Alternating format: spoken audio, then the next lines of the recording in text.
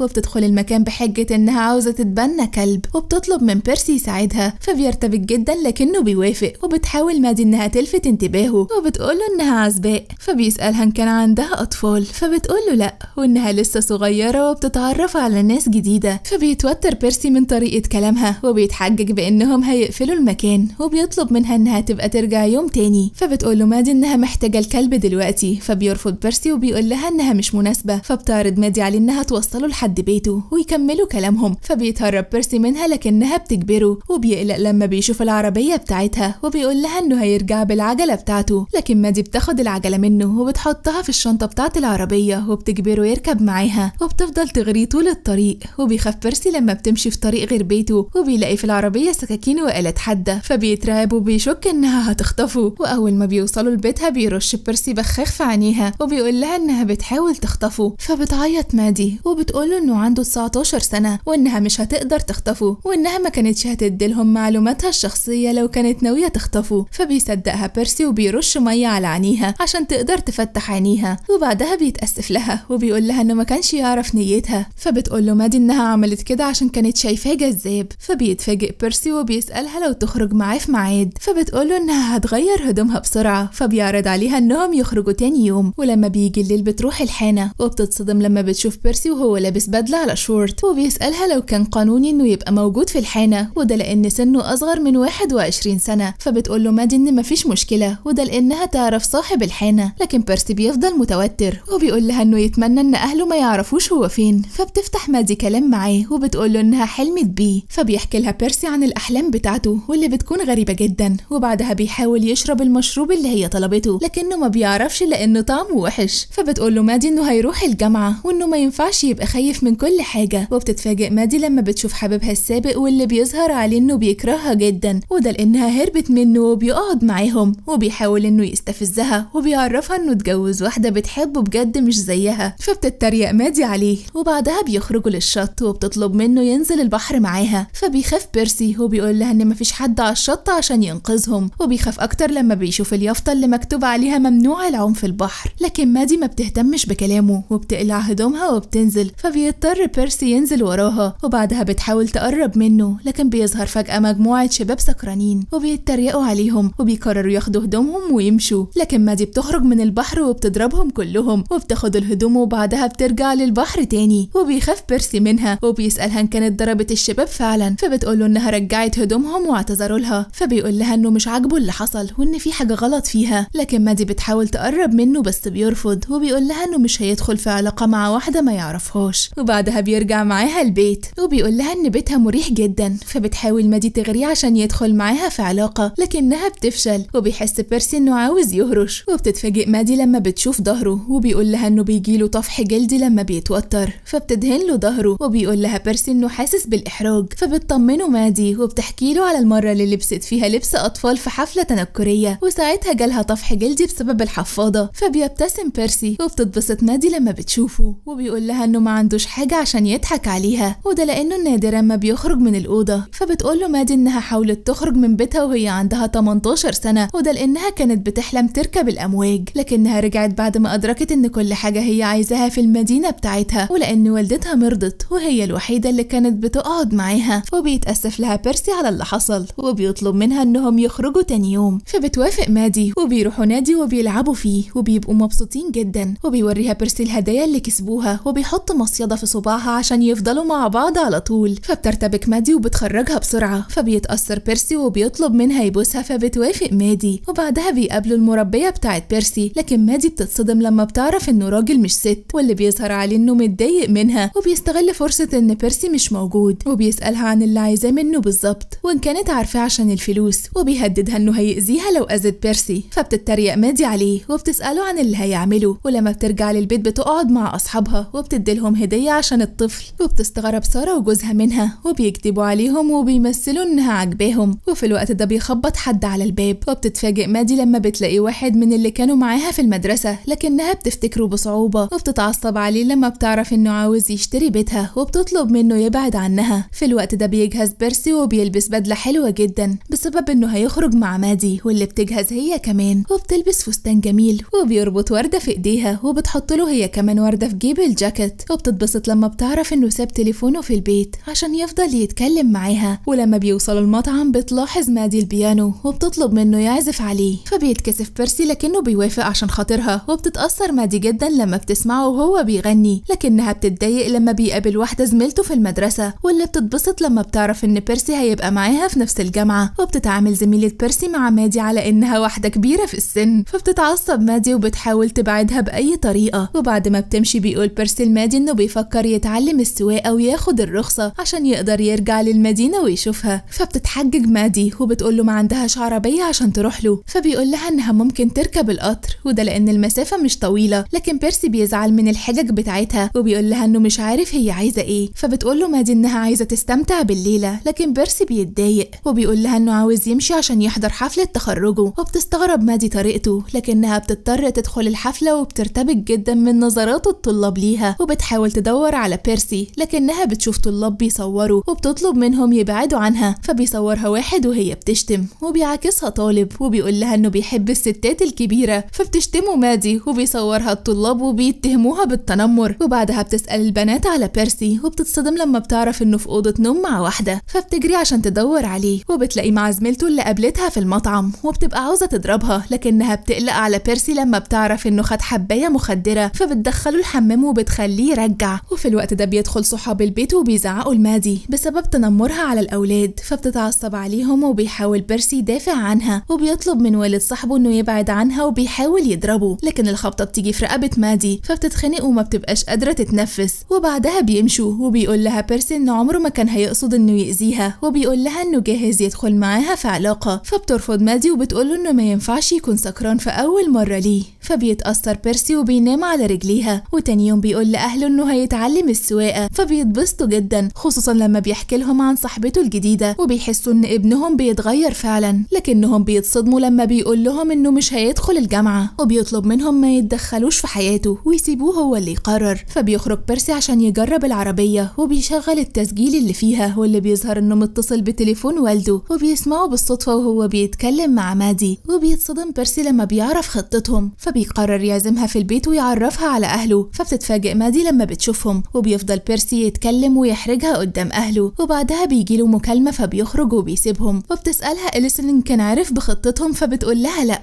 وبيخرج بيرسي لصاحبه واللي بيتفق معاه انهم يكسروا العربية اللي مادي هتاخدها، لكن تكسيرها بيبقى صعب لانها عربية قديمة وغالية. ولما بيرجع بيرسي للبيت بيدخل اوضته على طول، فبتدخل مادي وراه فبيعرفها ان عربيتها مكسورة في الغابة. وبيتأثر قوي وبيقول لها انه كان يتمنى انها تبقى معجبة بيه، وبيسألها ان كانت علاقتهم حقيقية. فبتتصدم مادي انه عرف وبتقوله ان علاقتهم كانت حقيقية، وبتقوله انها عرفته حاجات ما عرفتهاش لحد غيره، لكنها اضطرت تعمل كده عشان تنقذ بيتها. فبيحزن بيرسي وبيطلب منها تمشي، وبيقول لها ان الحقيقة هيسافر باريس وهيرجع يلاقيها في نفس المدينة، وانها ما عندهاش اب غني زيه يصرف عليها. فبيتعصب بيرسي وبيقول لها انها عندها اب وانها دفنة نفسها في البيت اللي هي فيه عشان مستنية يرجع ويعتذر. فبتزعل مادي من كلامه وبتسيبه وبتمشي، وبعدها بتكتئب وبتفضل تعيط. وبتتفاجئ لما بتلاقي ليرد باعت لها العربية لحد بيتها، فبترفضها مادي لانها بتبقى متكسرة ومتبهدلة، لكن اللي بيوصلها بيرفض يرجعها وبيسيبها وبيمشي. وبيتخانق بيرسي مع اهله وبيعرفهم انه ما ينفعش يتدخلوا في حياته تاني، وانه هيغير الرقم السري بتاع تليفونه، وده لان اللي بيعملوه مش هيساعد، وانهم لازم يسيبوه ينجح ويفشل بنفسه. فبيوافق اهله وبتقرر مادي تسوق العربية وهي مكسورة، وبتشتغل وبتنجح انها تجمع المبلغ اللي هترجع بيه بيتها، وبتحتفل مع سارة وجيم. لكنها بتتصدم لما بتعرف انهم هيسيبوها وهينقلوا المدينة تانية، لانه مش هينفع انهم يعيشوا مع اهل جيم بعد ما تخلف. وبترتبك سارة وبتقول لمادي انها مستغربة انها هتفضل في المدينة، فبتقول لها انها رجعت البيت زي ما والدتها كانت هتطلب منها. فبتقول لها سارة ان والدتها كانت عايزة انها تبقى سعيدة وانه مش باين عليها السعادة. وتاني يوم بتقرر مادي تحرق الجواب اللي بعتته لوالدها، وبعدها بتبيع البيت. وبتفضل تدور على بيرسي لحد ما بتعرف انه في حفلة في بيت حد من اصحابه، فبتروح له مادي وبتحاول تتكلم معاه لكنه ما بيرضاش يسمعها. فبتقعد على العربية بتاعته زي ما عمل معاها قبل كده، وبتقول له انها مش هتنزل غير لما يكلمها. فبيرفض بيرسي وبيسوق العربية لكنه ما بيبقاش شايف قدامه. وفجأة بتمسك نار في ظهر مادي، فبيسوق بيرسي بسرعة وبيدخل في البحر، وبيخاف على مادي وبيطلعها بسرعة. فبتعتذر له وبتحضنه، وبعدها بيتكلموا مع بعض وبتقوله انه ممكن يقول اي حاجة هو عاوزها لاصحابه في الجامعة. فبيقول لها انه ما عندهوش اصحاب، فبتبص له مادي وبتقول له انهم اصحاب. فبيتبسط بيرسي وبيعرفها انهم هيرجعوا في عيد الشكر، وبيتفاجئ لما بيعرف ان مادي باعت بيتها وهتسافر، وبيقول لها انهم هيبقوا كويسين. فبتطمن مادي وبتنام على كتفه. وبعدها بتتفاجئ سارة وبتعرفها انها هتبيع البيت ليها بدل الشركة، فبترفض وبتقول لها انها مش هتقدر على فلوسه. فبتعرفها مادي انها هتبيع لهم بسعر قليل وعلى فترات طويلة، وبيقنعها جيم وبيقول لها ان هو ده اللي كانوا عاوزينه. فبتفرح سارة وبتوافق، وبيجهز بيرسي شنطته عشان يسافر للجامعة، وبتحاول والدته تساعده، لكن لورد بيرفض وبيطلب منها تسيبه يتصرف لوحده. ولما بيخرج بيرسي بيلاقي مادي مستنياه عشان توصله المطار، وبيتفاجئ لما بيعرف انها اتبنت الكلب اللي كان في المأوى. وبعدها بتسأله ان كان جاهز يسافر، فبيقول لها انه مستعد، وبيسألها ان كانت هي كمان مستعدة، فبتقول له ان هي كمان مستعدة. وبس كده بيخلص الفيلم. ما تنساش لو عجبك تعمل لايك، وقولوا لنا رأيكم في الكومنتات.